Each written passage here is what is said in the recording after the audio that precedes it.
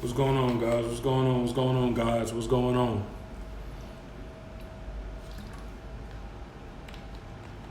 So, today we're going to address expectations, especially romantic expectations.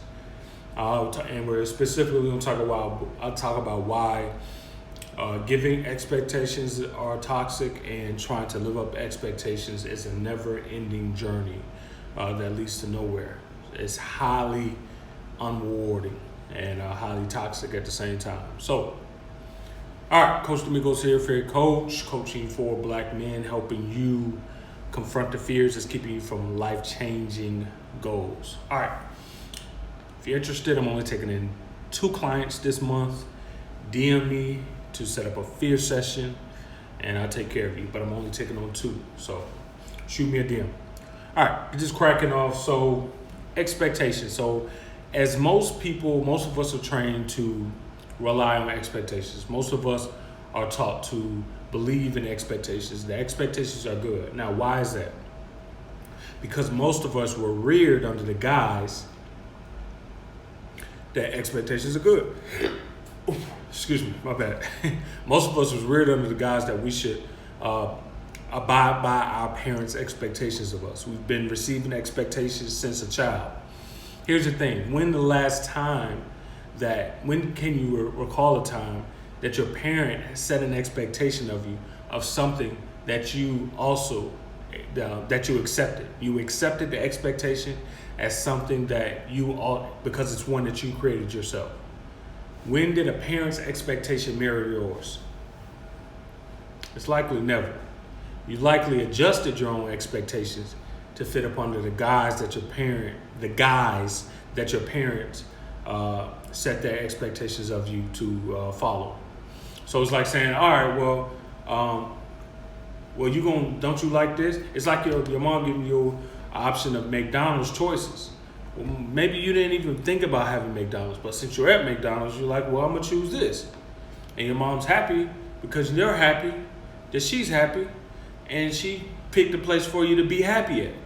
So she set the parameters, or your parents set the parameters for you to live your life blueprint based upon it, regardless of the blueprint that your life was already ordained under, of the one that's custom fit to your genetic makeup, your DNA. Because think about it, you don't only come from just one parent, you come from 2 parents, but yet you only have one parent giving you an expectation and blueprint that's of a different genetic makeup. Now you don't have similarities because they're your child, you're their child, of course. But at the end of the day, they're not you and you aren't them. Also, keep in mind this, that's not the first set of expectations you take on. That's not even the first set of expectations you take on that come from your parents. Because as you grow, as having been a child, as you grow and you evolve, with that comes more and more expectations. The higher you rise in your grades and in schooling and academics and sports and whatever it is you're a part of, those expectations come with that. Right? And so not only do the expectations come from your parents, they come from your peers, they come from your teachers, they come from the girl you like, they come from, whomever, mentors, men you idolize.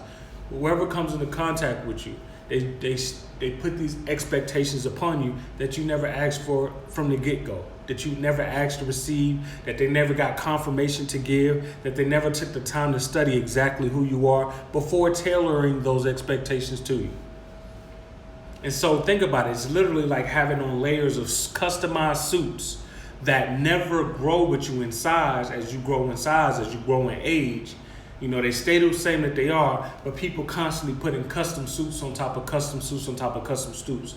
I explain more I give that analogy more in depth in my book, The Other Side of Fear, that's available on Amazon right now. So go download that right now. But that's what expectations are. Trying to fit into someone else's blueprint of life. It's never going to work. Why isn't it going to work? Well, because you aren't them. You got to understand, their blueprint of life comes from their own perceptions of life. It comes from previous expectations they've tried to fulfill. Some they did fulfill, didn't fulfill, and a lot of in between. All right, and it comes from it comes from their own experiences, which are unique to them. Again, these are all unique characteristics and aspects of life that they developed into this blueprint model and then forcibly imposed it onto you. And that's why, so many of you black men, you get to that midlife crisis, or you get to 30, you get those decade ages where you really start to feel the pressure of not having done enough, or you're not good enough, or you haven't done much enough, because you constantly feel the pressure of not meeting others' expectations of you. And what's worst of all is that you can adapt others' expectations on for yourself. And that can hinder you as well. All right? Making sense so far? Am I making sense to you? Sensei? Awesome. Now, what about within the partnership? Well, some of you all feel like, oh, women have low expectations of men. That's not going to help them. No. It's not that women have, first off, the core cause of your issues within your marriages, within your romantic relationships, isn't because of the expectations that you place upon others. It's not because they're too high or too low. It's all belief of your own personal standards. It's what you believe you are worth and what you aren't worth. That's what you're willing to tolerate. That's what you're willing to accept. All right, has nothing to do. You cannot force a person on the outside to work harder than they're willing to work. All right, you can always have a person uphold to the standard that you have for yourself. All right, similar to the standard that you have for yourself. All right, but you must keep yourself in the highest regards to have the kind of optimum performance you want in a partner who's willing to meet those standards. I'm talking to you specifically, black men, because black men specifically have low standards when it comes to choosing women. We often go with a lot of it starts off superficial, but then it leads to things that are just not, that just don't retain value over time. Such as, oh, okay, she was just, she's a pretty girl, she's attractive, she's fine, or she's her body banging or whatever, right? The superficial stuff, right? And then it goes to, okay, well, how do you feel about her or whatever?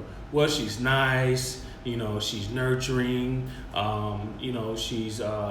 she cares about me. Like, those are things that doesn't retain that high. Like, those are almost like childish, juvenile admirations to have with someone. You want someone with a lot more, you want to have a lot more standard of that in a human being who you're going to partner with romantically for the rest of your life. You got to think about it. You got to be entertained with this person, entertaining with this person. You got to grow with this person. You got to problem solve with this person. You got to sleep with this person. All right? So therefore, your standards of yourself need to be raised. Therefore, so the results of the person that you're dealing with, standards can be raised as well. Let me know if I'm making sense to you. I'm always open to feedback. All right?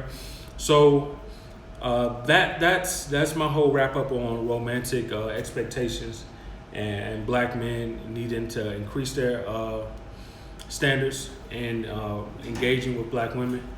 And it all starts with increasing your standards of yourself. All right. At the end of the day, accountability counts the most. Self-accountability counts the most.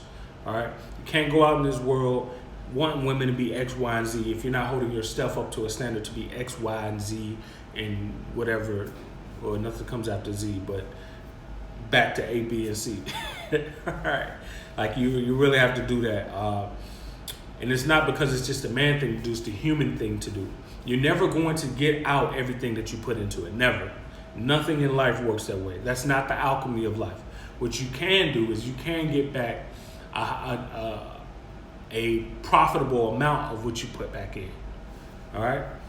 That's what you can do. But the more you have to pour more into it, you have to pour the right right kind of chemical mixture into whatever ambition that you want. It's especially romance. It's all about what you put into it. You gotta put into it, and then when it comes back to you, that's what you get. That's what you got.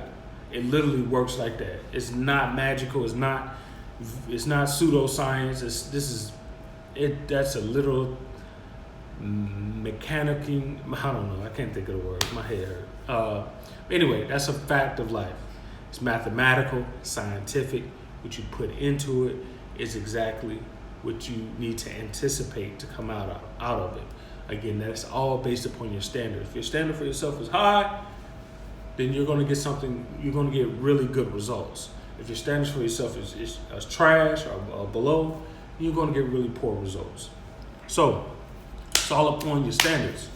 All right, find the courage now. Share this video, subscribe to the page, to the channel, comment, definitely comment, share. Please share this. Share with a black man that you know that need this message. And expectations, man. Maybe I'm gonna do a whole nother video on that segment because so many areas of expectations I cover. But it's definitely in my book too, in depth. All right, find the courage now. I'm out.